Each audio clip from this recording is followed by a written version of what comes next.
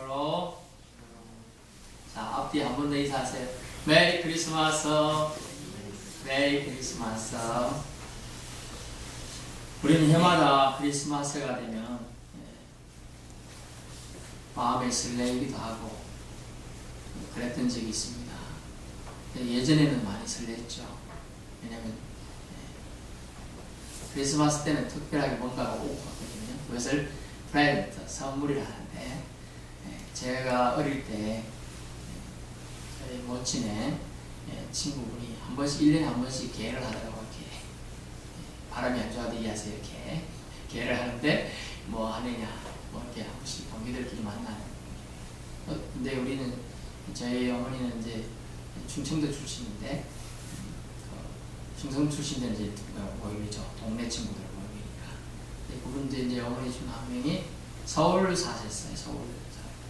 근데 그분이 이제 서울 사시다 보니 이제 새로운 문물을 많이 접하셨죠. 그래서 이제 시골에 오면 뭔가를 사들고 오는데 그게 뭐냐면 종합 선물 세트예요. 여러분 아실 나야 되시고 우리 어린 청년들 청소년 모르겠지만 그게 과자들이 진짜 이만한 박스에 가득 들었는데 각 종류 구경도 못한 걸 제가 그럴 때 받고 와 이렇게 종류가 많구나. 과자가 한 20여 가지 넘었던 것 같아요. 과자 뭐 심지어 소세지 사탕 쫙 그래가 제가 아껴 먹고 또 먹고 심지어 너무 자다가 부모님 나 주무시는 것 같아서 살짝 일나가지고 그걸 꺼내 먹었던 기억이 나요. 우저 이게 아침에 일어나면 사탕이 잠결에 잤으니까 다 먹었어야 되는 게 그대로 쪼먹했고 아직 입에 있는 거예요. 그런 생각을 했어요. 그래서 그런 거 선물 받는 게 참 그때는 귀했어요. 귀하다 보니까 받는 게 너무 좋았죠. 그래서 제가 선물 받았던 기억이 나는 게 성탄절에는 뭐냐면 제가 그때 초등학교 때 고등학교 학생 형이죠. 형인데 시골에는 고등학교만 되면 반사 교사 선생님을 했어요. 그래서 그 선생님이 이게 고등학교 형이 초등학교 이제 동생한테 가리키면서 이제 너 성탄절에 여기 오면 또 전도 잘하면 선물을 주겠다. 기대가 되잖아요. 그때는 제가 지난번에 한번 얘기했는지 모르겠는데 덧도 보도 못한 선물을 받았어요. 여러분 지금도 여러분 잘 안 쓰는 데 있는데 뭐냐면 샤프예요. 샤프인데 샤프펜. 근데 그것을 한 단계 나가는 게 뭐냐면 흔들 샤프예요. 흔들면 펜이 그냥 싹싹 나와요. 신기하잖아요. 이게 눌러야지야 나오는데 이렇게 하면 나오는 거예요. 그래서 와 이런 신문물이 있구나 하고 제가 엄청 좋아했던 거예요. 이 얘기 제일 남아요. 그래서 크리스마스 선물 하면 그게 제일 떠오르죠. 그래서 원래 성탄절이 되면 선물 주고받고 해서 이 설레는 마음이 제가 원래 있었습니다. 근데 요즘에 점점 더 뿐만 아니라 여러분 그럴 것 같아요. 이 설레는 마음이 자꾸 사라져가고 있어요. 그냥 하나의 절기다. 또 오늘 같은 경우는 주일하고 겹치다 보니까 그런 마음이 많이 없으니까. 그래도 어제 이렇게 슈퍼 가봤습니다. 롯데 슈퍼하고 이렇게 아울렛 DC 쭉 가보니까 그래도 성탄절에 사람들 선물 산다고 꽉 찼다가 줄도 서고 그래서 그나마 다행이다 하는 생각이 들어요. 근데 이 설레는 마음이 있는 반면에 복잡한 마음이 있는데 왜 그럴까 생각해 봤어요. 그래서 기쁨이 사실은 성탄절이 많이 사라졌다. 성탄절에 이것은 사실 현실이 너무 크기 때문이에요. 현실이 크면요. 예전에 일제시대 때나 제가 살아보진 않았지만 6.25 때나 초창기 우리나라 이제 근대화 시절에는 사람들 사이에 뭐가 있었죠? 어려워도 오고 가는 정이 있었어요. 그래서 실제로 아무리 먹고 살기 어려워도 옆에 굶어 죽는 사람은 없었다고 말을 들었어요. 사실 지금은요 아주 초문에 살지만 아주 유명한 극작가였고 영화 감독이었고 이런 사람도 심지어 옆에서 굶어 죽고 시체로 발견되는 그런 뉴스가 나왔잖아요. 얼마나 그게 안타깝습니까? 왜냐하면 그만큼 사람들이 현대인의 고독감과 괴리감 심지어 소외감들이 그들을 주장하기 때문에 그들이 기쁨이 사라져가고 사람들 사이에 정이 사라져가고 정이 사라지다 보니 사람들이 무서운 거죠. 밤에 조심할 게 누구죠? 차가 아니에요. 사람을 조심해야 돼요. 시기에 대해서. 그래서 오늘 본문을 통해서 예수님을 이 땅에 보내주신 하나님의 진정한 의미를 우리가 확인해 보는 시간이 되었으면 좋겠습니다. 첫 번째, 예수님은 역사적 실존 인물임을. 예수님은 역사적 실존입니다. 즉 실존 인물이다 라는 것이 오늘의 첫 메시지입니다. 역사적 실존이요. 그것을 증명하기 위해서 뭘 했느냐. 본문에 보면 1절에 보세요. 그때 가이사 아구스도가 라고 명을 해서 시기가 나오죠. 시기. 가이사는 케사르라는 뜻으로 황제를 상징합니다. 아구스도는 아우구스투스, 옥타비아누스를 뜻합니다. 옥타비아누스. 여러분 7월달이 뭐죠? 영어를 몰라요? 줄라이. 이게 줄리라는 율리우스 시저, 율리가 줄리거든요. 그 사람 7월달이에요. 근데 그 다음에 왕이 된 애가 8월달 왕이 된 옥타비아누스, 아우구스투스라고 하는 이 사람이에요. 그래서 오거스트, 이게 아우구스트거든요. 8월달에 말하는 그 아우구스도가 명령을 내렸는데 뭐냐면 천하에 다 호적하라. 근데 왜 인구조사하느냐? 왜 인구조사할까요? 세금 때문에. 세수. 여러분 세수를 딱 보면 인구의 수위만큼 뭐냐면 인두세, 사람 머리만큼만 세금 부과하는 게 있고 또 전체적으로 부과하는 세금도 있고 그렇습니다. 우리나라 세금 뭐가 많죠? 간접세.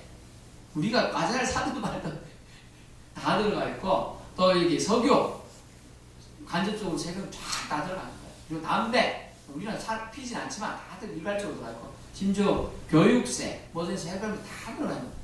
그 세수 확보를 위해서 호적 조사를 하라고 했습니다. 근데 명확하게 시기가 가이사 아구스도 때라는 거 명확하게 적었어요. 또 뭐냐면 이전에는 이 호적은 구레뇨가 수리아 총독되었을 때라고 하면서 구레뇨라는 사람, 퀴리네라는 사람인데 이 사람이 시기에 있었다는 걸 말하면서 예수님이 탄생이 역사적, 실천적이고 실제 존재한 실존적 인물임을 말하고 있어요. 그래서 예수님은 과거에 머무르고 계시는 과거 인물이 아니에요. 사실은 오늘도 미래도 예수님을 개인적으로 믿고 영접한 자에게는 현재 살아서 친히 역사해 주시는 분임을 말씀해 주고 있는 겁니다. 결국이 뭡니까? 예수님은 실존적 인물이다. 이 얘기는요. 신이 인간이 되셨다는 얘기예요. 이해가 안 되실 수 있습니다만 인카네이션이라는 단어를 쓰는데 신의 임재다. 신이 안 보이는데 보이는 사람 형상을 입고 임재했다. 그 얘기가 인카네이션인데 그게 바로 우리가 지금 찬양 드리고 있는 예수님이라는 거죠. 예수님. 두 번째 뭐냐면 예수님은 예언된 장소에 임하셨다는 거예요. 미가서 5장 2절에 나온 예언대로 그 예언이 이루어졌다는 걸 말하고 있습니다. 미가서 5장 2절을 제가 읽겠습니다. 미가서 5장 2절입니다. 베들레헴 에브라다야 너는 유다 족속 중에 작을지라도 이스라엘 다스릴 자가 내게로 나올 것이다. 그의 근본은 상고에 영원에 있느니라. 아멘. 이렇게 예언되어 있었어요. 이게 BC 700년에 예언되었어요. 그러면 지금 2000 넘었잖아요. 그 합치면 2007-800년 돼가는 거죠. 그 예언됐는데 예언된 대로 지금 시점이 흘렀다는 거예요. 그리고 BC 700년 예언되는 것이 AD 정확히는 AD가 아닙니다. BC 3, 4년 경우로 추정되는 시기에 예수님이 탄생합니다. 거기 왜냐하면 그 차이가 있어요. 왜 호적하라고 했잖아요. 호적을 명을 내려도 그 로마 치하에 호적을 내려 그 명을 내려 명이 다 전달되고 실질적으로 일을 수행하는 데는 우리나라도 어떤 법령이 발효되어 있잖아요. 그러면 여기 예비 6개월을 거칠 때도 1년이 걸칠 때가 있어요. 시행령이. 그것처럼 이게 시행되는 한 3, 4년이 걸린다고 합니다. 그래서 그 시차 계산하면 BC 3, 4년, 3년일 수도 있고 4년 정도에 예수님이 탄생하셨다고 보는 겁니다. 그래서 예수님의 출생은 즉 하나님의 말씀은 결코 사라지지 않는다라는 걸 증명해주는 사건이에요. 이게 BC 700년에 예언된 미가 선지자에 예언된 것이 그대로 예수님이 탄생이 이루어졌으니까요. 그래서 7절 보세요. 맏아들을 낳아 즉 첫아들 낳아 강보에 싸서 구유에 뉘었으니 이는 여간에 있을 곳이 없음이라 하면 예언된 장소가 어디냐면 이 베들레헴 에브라다인데 그 장소에서 더 강하게 나가서 말구유예요. 마구간이에요. 그 장소에 나와서 지금 강보에 싸서 구유 있잖아요. 구유에 누워 있어요. 먹이통에 구유가 놓으니까 먹이통이거든요. 먹이통에 먹이를 주는 통에 누워져 지금 있는 거예요. 예수님이 그게 그래서 우리가 예언된 장소에 이 말씀을 15절 16절도 보세요. 오늘 본문 아니라 15절 16절에 천사들이 떠나 하늘로 올라가니 목자가 서로 말해 이제 베들레헴으로 가서 주께서 우리에게 알리신 바 이 이루어진을 보자 하고 빨리 가서 마리아와 요셉과 구유에 누인 아기를 찾아서 라고 되어 있어요. 표적이 이것이다. 그런데 그 표적이 구유에 누인 아기라는 거죠. 보통 아기는 어디 누워 있어요? 안방에. 저는 지금 요즘 세계는 병원에 누워 있어야 되는데 말구에 누워 있어요. 그게 표적입니다. 표적이 되어 있어요. 그것을 알려준 것이 곧 예언된 장소에 예수님은 임하셨다. 이걸 알 수가 있죠. 이 말씀은 하나님의 약속의 완전성을 얘기해요. 완전성. 우리는 약속하면 좀 못 지킬 수도 있잖아요. 사람인데 뭐 못 지킬 수도 있지 이렇게 얘기하는데 하나님은 절대로 자기네 약속하신 말을 변개치 않는다. 절대로 처리하지 않는다. 잘못된 것을 하나님의 자비하심 위에는 절대로 자기가 하신 말씀을 꺾지 않는다는 걸 알 수가 있어요. 찾을 수 있는 표식을 통하여 확실히 말씀해 주시고요. 주님은 7절을 통하여 가장 낮은 자세로 대속 제물이 되시기 위해 오셨다. 이 먹이통에 구유에 누웠다는 얘기는 뭐냐면 인간의 죄를 회복하기 위한 대속 제물의 의미가 그 속에 들어가 있습니다. 그래서 예수님은 사실은 이 땅에 출생하셨지만 살려고 오신 게 아니라 주로 오셨다. 먹이가 되어주기 위해 대신 사탄 마귀의 먹이가 되심을 통하여 우리에게 요한복음 8장 32절에 참된 자유를 주셨다는 걸 알 수가 있습니다. 세 번째는 뭐냐면 예수님은 큰 기쁨의 좋은 소식이었다. 큰 기쁨의 좋은 소식이 누구한테 좋은 소식이었냐면요. 묵묵히 한 사회의 최하층에서 사회를 지켜온 목자들에게 찾아와서 큰 기쁨이 되어 주셨습니다. 집에 여러분이 가장 좋아하고 꼭 한 번만 만났으면 하면 소원이 없겠다고 하는 사람이 방문한다고 생각해보세요. 어떻습니까, 여러분? 아마 좋아서 어쩔 줄 모를 거예요.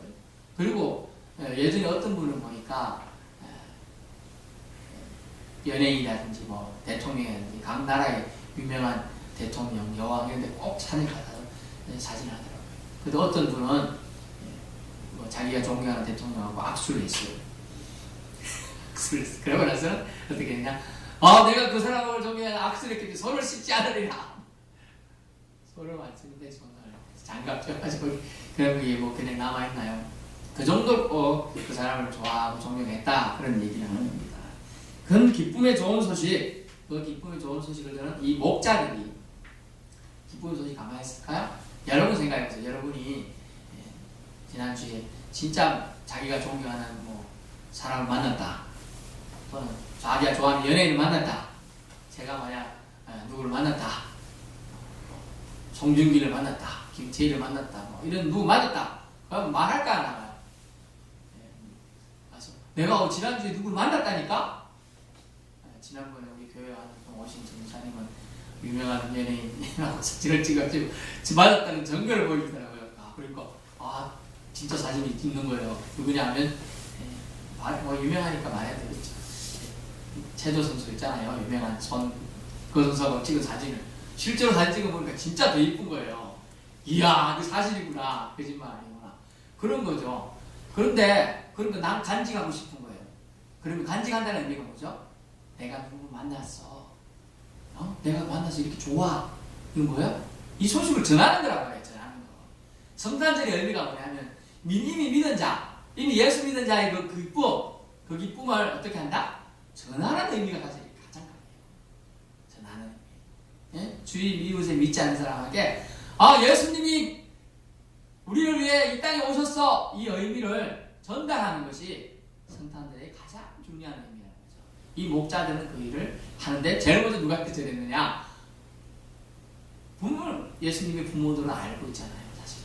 근데 그것을 확정시키고 와서 말씀해주고, 또 여기 사람들이 와서 누구 찾아왔다 이러니까 손님한테 채소 누가 왔을까요? 마오까지 찾아왔어요. 누가 왔어요? 여간 주인은 왔을 거 아닙니까? 알려줘야 되니까 어디 있는 줄. 그것을 보고 사람들이 왔다 한다 막 이러니까 가서 본 사람들이 있는 거예요. 그 사람들이 칠턴줬던 전도가 되는 거예요. 그렇죠. 기쁜 소식은 전해야 배가 된다는 걸 알 수 있어요. 천사를 통해서 낮은 자를 위하여 예수님이 오셨다는 것이 이사야 61장이 있는데 한번 보십시오. 이사야 61장 1절 2절 구약입니다. 이사야 61장 1절 2절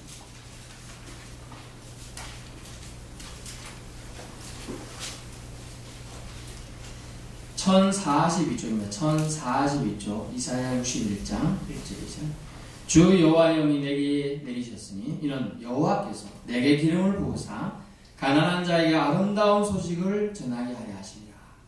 나를 보내사 마음이 상한 자를 고치며 포로된 자에게 자유를 갇힌 자에게 노임을 선포하며 여호와의 은혜의 해와 우리 하나님의 보복의 날을 선포하여 모든 슬픈 자를 위로하되. 아멘. 예수님께서 이 땅에 오신 목적이 뭐냐면 모든 슬픈 자를 위로하고 은혜의 해를 선포하고 가난한 자에게 아름다운 소식, 예수님 믿으면 구원받는다, 해방된다는 소식을 전하는 거예요. 그리고 포로된 자에게 자유를, 갇힌 자에게 노임을 선포하는 것이 예수님 오신 목적임을 선포하고 있는 겁니다. 그러면 예수님은 낮은 자를 위하여 임하셨다는 거죠. 주의 사자가 곁에 서서 주의 영광이 저희를 두루 비추더니, 반응해 보십시오. 반응은 낮은 자를 위하여 오니까 사람들 처음에 놀랐습니다. 9절에 주의 사자가 곁에 섰죠. 주의 영광이 그들을 두루 비추네. 생각해보세요. 지금 여기 앞에 스틸라이트가 하나 있는데 이것이 한 100배 이상 화나게 생겼어요. 갑자기 지금 여기다가 화를 놀라지 않을까? 그런 거죠. 그런 거에 이미지를 지금 하면서 그 뭐냐면 주목시켜주는 거죠.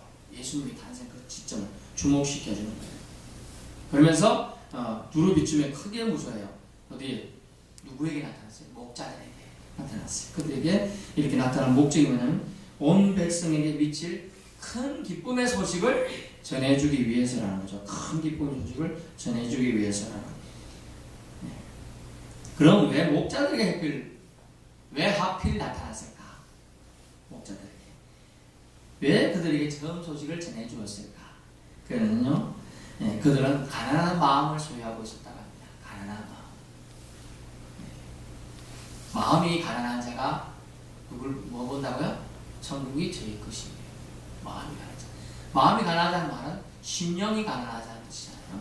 심령이 가난한 사람은 누굴 찾을까요? 신을 찾게 돼 있어요. 반드시 찾게 돼 있어요. 마음이 부유한 사람은요, 절대로 신을 찾지 않습니다. 마음이 너무 가난해야 찾을 수 있어요. 육체적으로 부자는 있을 수가 있습니다. 그러나 심령이 가난하지 않고 신을 찾지가 않는다는 거죠. 그러므로 가난한 마음 소유임을 알 수 있어요. 그것을 나타내는 반증이 뭐냐면 오늘 본문에 밤에라는 단어예요. 밤에 그들이 일을 하고 있었어요. 그때 8절에 그 목자들이 밤에 가난한 소유, 마음 소유였기 때문에 밤에라도 일을 해야 되는 거예요.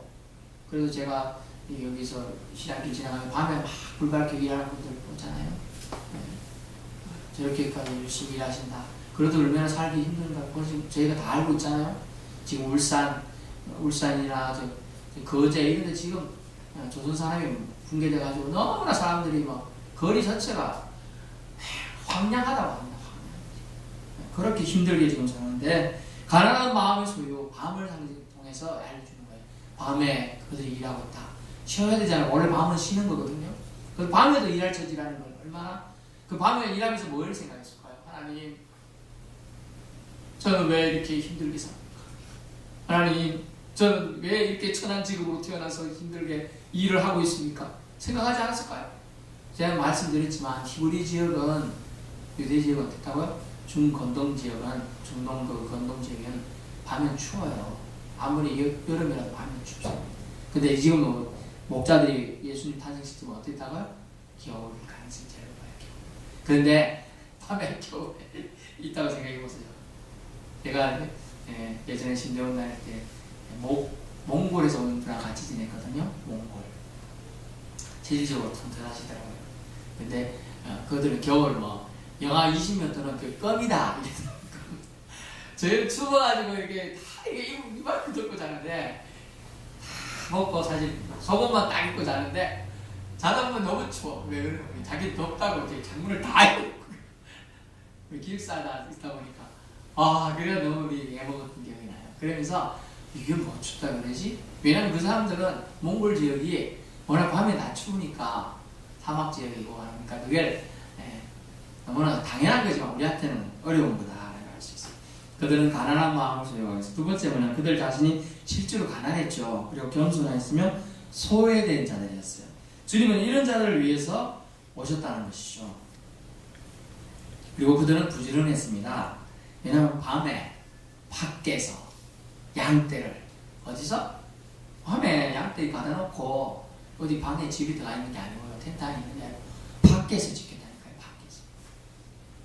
왜? 훔쳐가는 사람들에서 지켜야 되고 일이나 늑대에서 지켜야 되고 곰이나 사자에서 지켜야 되는 거예요. 목숨을 위협을 느끼면서 지킨다는 거고 부지런하다는 얘기도 되고 또 뭐가 있죠? 그들이 책임감이 뛰어난 사람이에요.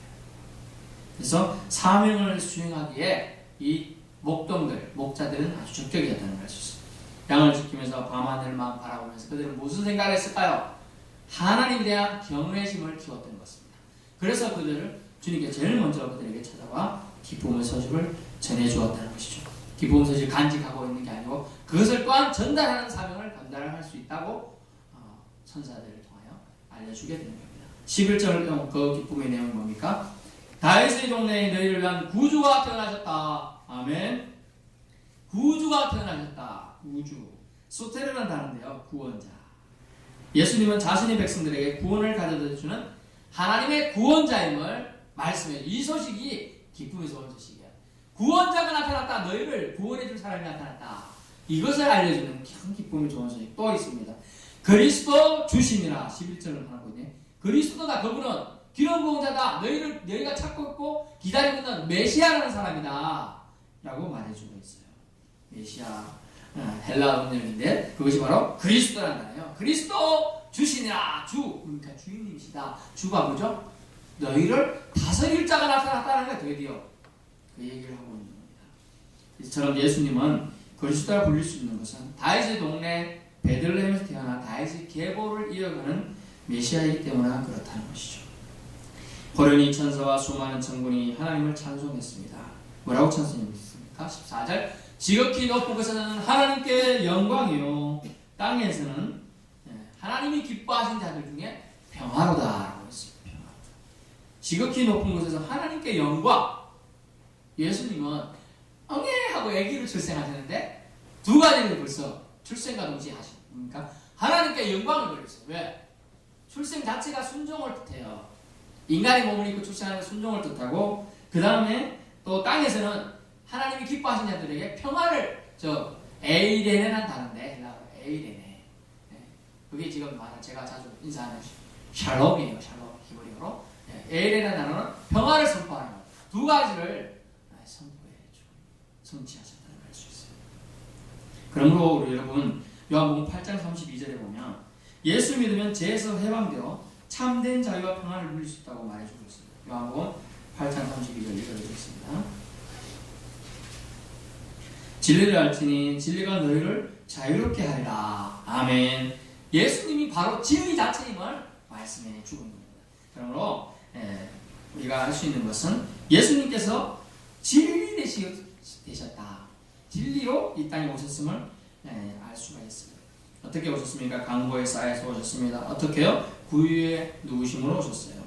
그것을 통하여 예언을 성취하셨고 놀라운 이 사건은 완전한 사랑의 결정체로서 우리에게 다가왔습니다. 우리가 이 예수님을 믿고 영접하며 예수님과 더불어 살겠다고 결심만 하면 주님은 말씀하셨습니다. 내가 너희를 절대로 떠나지 아니하리라. 내가 너를 도와주리라. 나의 어려운 오른팔은 너를 붙들리라. 라고 말씀해주고 계시는 겁니다. 여러분이 받은 이 사랑을 이제 펼쳐야 할 때입니다. 결론입니다. 예수님의 탄생은 사실 정확한 날짜를 모르면서 사실은 사람들은 축하합니다. 왜 그럴까요? 왜 축하할까요? 왜 축하하려고 예배자리에 있는 걸까요? 예수님의 실제 생일을 사실 알기 위함이 아니에요. 그리스도를 섬기고 하나님의 아들이 인간의 몸으로 성육신한 것을 축하하기 위함입니다.